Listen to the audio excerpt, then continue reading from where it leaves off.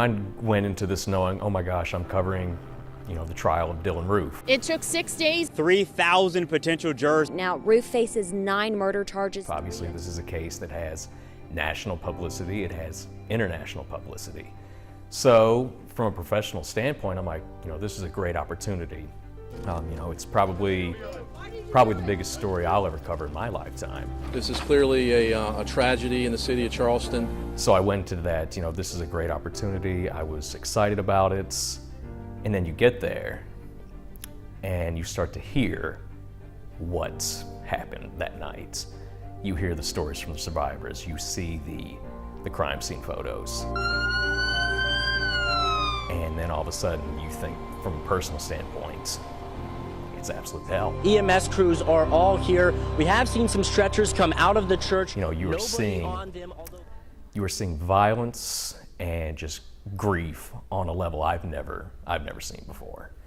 So it was it was a challenge to be in that courtroom every day, to hear these stories, because you want to be professional. You want to do your job. You want to tell a story that is very important for the people of Charleston, for the people of this nation. But at the same time, you also want to be a human being and just feel for these people, what they went through, this community, what it went through. And the heart and soul of South Carolina was broken. One of the survivors, she took the stand first. She was the first witness. And her aunt and her son were 2 of the victims. This journey has been a struggle for me since June 17.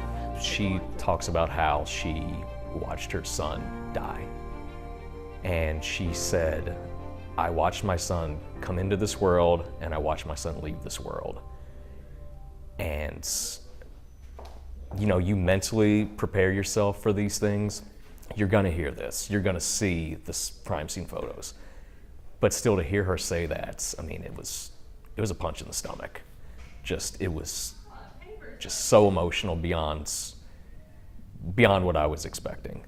The judge called a break because the emotions were so high in the courtroom. The lawyers were crying, the family members were crying, jurors were crying, members of the press were crying. What amazed me was how even in their moments, their dying moments, they still tried to tell him, we mean you no harm. The youngest victim, Tawanza Sanders, he was struck multiple times, and he stood injured and said, you don't have to do this, we mean you no harm. And he opened fire on him again.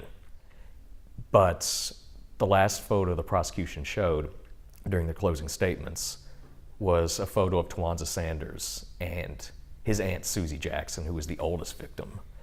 A close-up of him on his back, covered in blood, and her lying under a table, and what you saw was his hand reaching up toward her.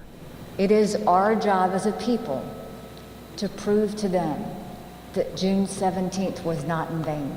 It was powerful because, again, these people were kind, good-natured, caring people, and they just wanted to do what God had told them they needed to do, and in this case that night was to welcome in a stranger who they wanted to feel like he was a part of their fellowship group.